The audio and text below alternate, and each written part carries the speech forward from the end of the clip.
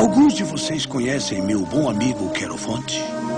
Antes de morrer, ele foi a Delfos e perguntou ao oráculo quem era o homem mais sábio do mundo.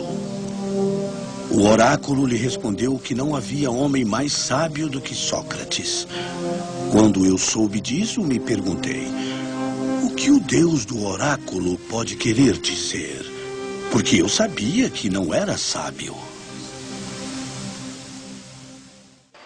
Desse conceito de liberdade psique, Sócrates irá formular aquilo que ele entende por a sua missão, também conhecida como missão socrática. Certo dia, Querofontes foi ao templo de Delfos, no oráculo de Delfos, do qual nós já falamos, e nesse oráculo ele consultou o oráculo em relação à pessoa de Sócrates. O oráculo disse que Sócrates seria a pessoa mais inteligente, mais sábia de Atenas. É desse modo que Sócrates, ao saber da consulta, ficou inquieto e foi também consultar o oráculo, sendo que o oráculo simplesmente confirmou aquilo que havia dito. Ou seja, para os deuses, Sócrates é o homem mais sábio da cidade de Atenas. A partir daí, Sócrates, incomodado com a situação, passou a procurar na cidade homens que ele entendia serem sábios e fazer alguns questionamentos sobre o que é a justiça, o que é a moral, o que é a virtude e assim por diante para esses homens. E ele passou a perceber por meio do seu método que esses homens não sabiam dar uma resposta concreta para as suas perguntas. Devido ao seu respeito pelo oráculo, Sócrates saiu numa missão religiosa em busca de uma pessoa realmente sábia. Conversou com políticos, poetas, artesãos. Perguntou sobre piedade, amor e justiça.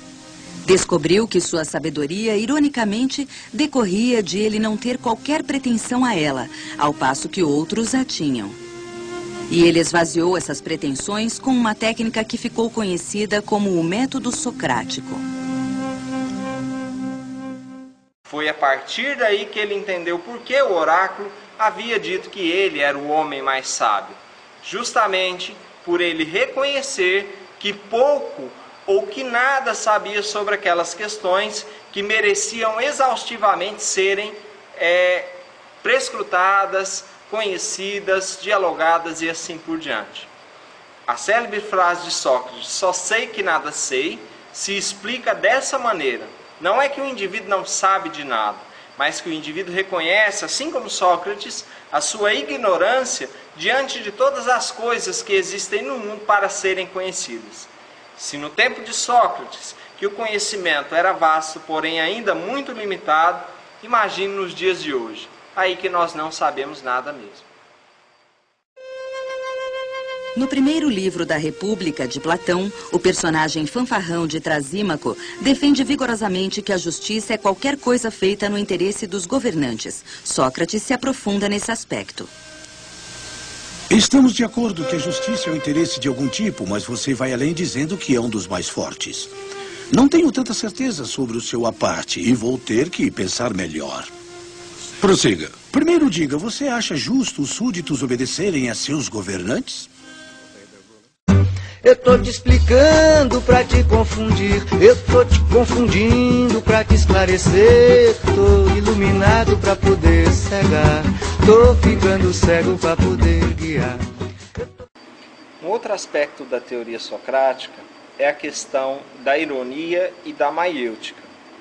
O primeiro deles refere-se àquilo que Sócrates utilizava para fazer os seus questionamentos. Uma vez que Sócrates partia do princípio de que nada sabia, então ele se colocava diante dos seus interlocutores como um aluno, como alguém que quer conhecer. Por meio da pergunta o que é isso, o que é a virtude, o que é aquilo que você faz, como é que você faz, Sócrates construía então, depois que o seu interlocutor reconhecia não saber exatamente aquilo que estava dizendo, o método ou parte do método denominado de maiêutica. Essa palavra em grego significa parteira ou obstetra, aquela que faz o indivíduo ou a criança vir à luz, ou aquela que faz a mãe dar à luz aos filhos.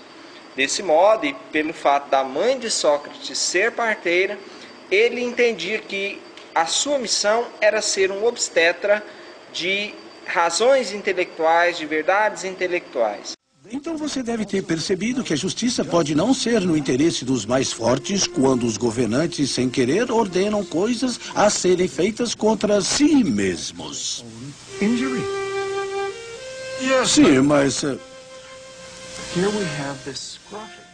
A partir daí nós temos a construção da ironia socrática, ou seja, só sei que nada sei, ou que pouco sei, e da maiêutica socrática, ou seja, aquilo que o indivíduo tem como verdades e essas verdades têm que ser trazidas à luz para serem questionadas e para serem enriquecidas e assim por diante.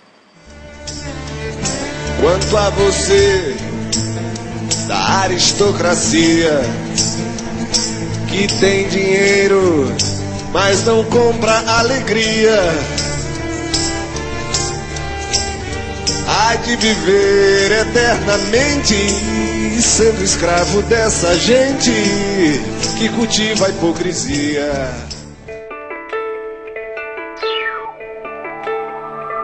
Sócrates, você foi acusado de heresia e de corromper os jovens de Atenas. Nós o condenamos à morte. Muito bem, meu bom amigo, já que você sabe tudo sobre isso, diga-me o que devo fazer.